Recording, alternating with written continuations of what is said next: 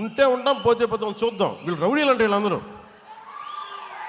గత పార్టీ పాలకులంతా రౌడీలు అంట, చంపేస్తారంట, మీదకి వచ్చేస్తారంట. అంటే నేను ఒకటే అనుకుంటా, మీరు ఎంత మావాడు చెప్పాడు ఇందాక, ఎంతమంది వస్తారు రండి, నేను చూస్తాను.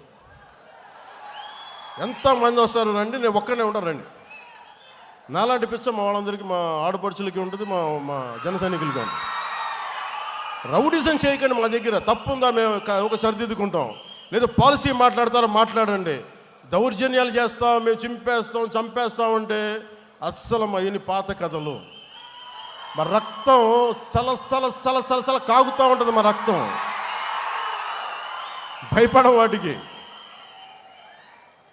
క్షేమం కోరుకుంటాం, ప్రజాక్షేమం. భయపడటాలు ఉండవు మా దగ్గర, పోరాటాలే ఉంటాయి.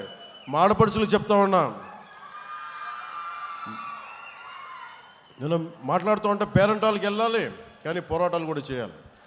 మన సంస్కృతిని పరిరక్షించుకోవాలి. చూశారు కదా, దీపం పట్టుకొని మనం వెళ్ళి కార్తీక మాసంలో ఎలా దీపం వదులుతాం, అలాగే అవసరమైతే కత్తి కూడా పట్టుకోవాలి. అవసరమైతే